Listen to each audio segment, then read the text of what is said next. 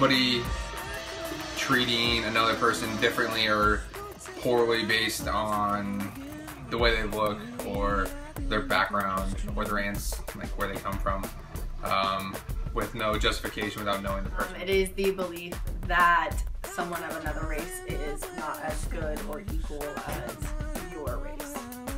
Racism to me is people that discriminate against individuals by their ethnicities and color of their skin. Racism to me, it could be a bunch of different things, but I think the whole social construct of it is that one person is being blinded by what their thoughts are compared to another person in their actions, depending on their skin color or how they perceive themselves to society. But it's just somebody putting somebody else in a circle, kind of like a social contract, like, oh, you're black, so you're this, or you're white, so you're this, so that's racism to me. Racism to me is a systematic oppression of one race from another one. Say, white people being down on black people, white people being down on Latin people, any sort of systematic oppression where a group of individuals relinquish power from another group of individuals.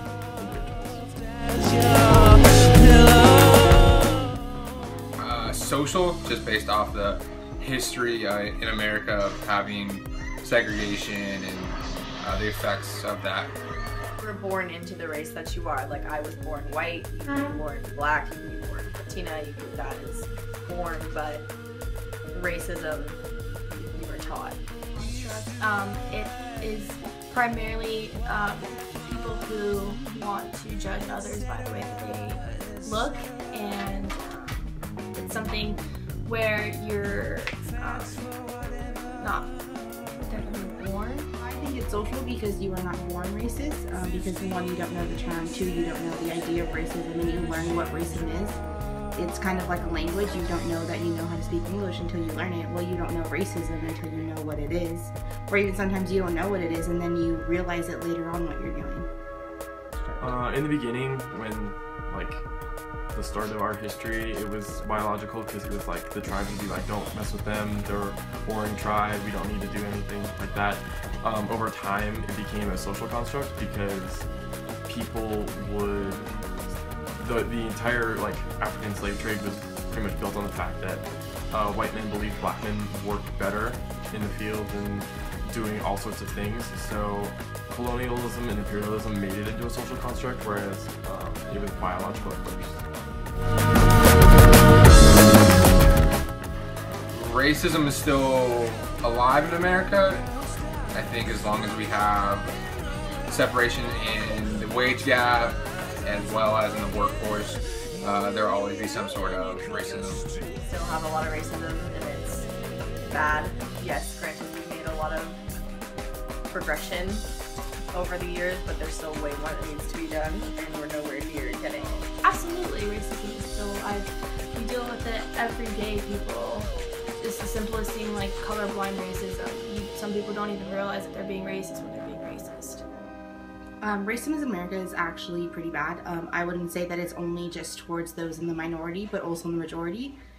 The way that you can look at it is people who go to college, you have every minority scholarship possible, but if you are white, you're automatically excluded from over 75% of any scholarship possible. So now that is racism towards white kids, and people don't also see it that way, although there is a vast majority of racism towards the minorities. It swings both ways. It's alive and kicking. Let's be real. Yeah, right. White privilege is real. It's just proven by economics, really. That whites traditionally get paid more than other races in every major category.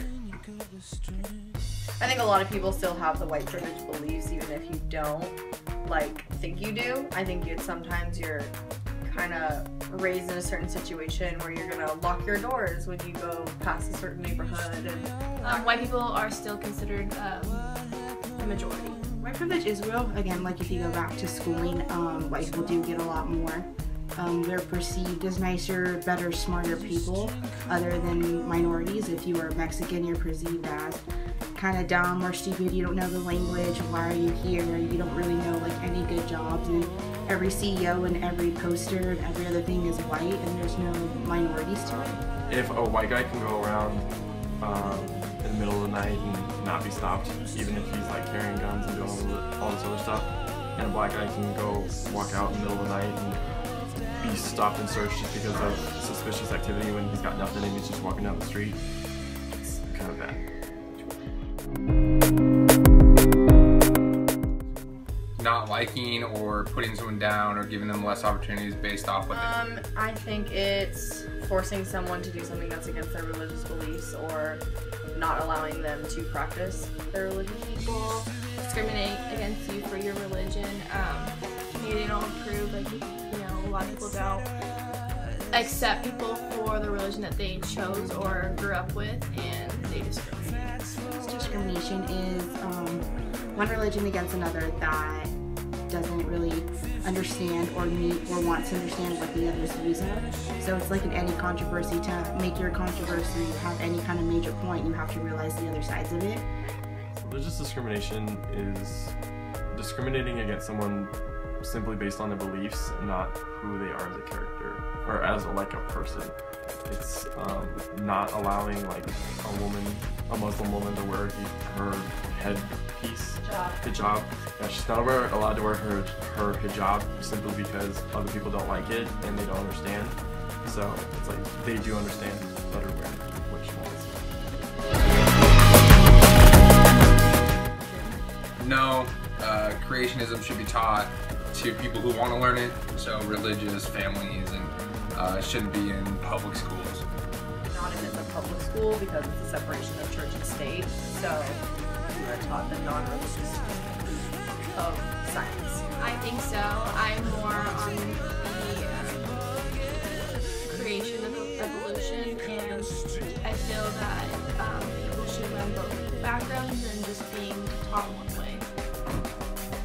I don't think they should be required to teach it. I think that creationism should be kind of like an ideal, like this is evolution, but this is creationism. If you choose to believe in this, blah blah blah, go on your own merry way. But like evolution is scientific, which is what like you learn in school. You learn the science and why things happen in the Big Bang Theory. So I think it should be evolution.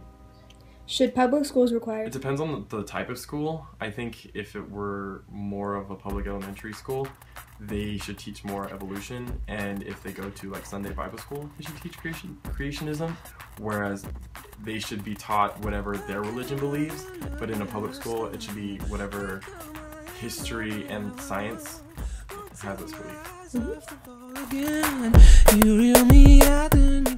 Yeah, they should do this based off we're all Americans and we all believe and get the same rights from our government. But I think you should have a choice to say under God or not. Schools require its students to say the Pledge of Allegiance every day. Yeah, definitely, since we live in America and it's one of our national songs. I believe that since if you live in America, it's something that you kind of just... They should, because it is our national anthem and things like that. So you should be able to know it, like say it. It's required to be a citizen to know it if you're not from here. So yeah, you should know it if you're born here. Mm-hmm. Should you? Yeah, for the most part. I mean, elementary school, I think that's the defining moment that they need to. Once middle school and high school begins, I think a lot of kids know like what America is, that they're more or less proud to be Americans. I think at that point, it just kind of takes time.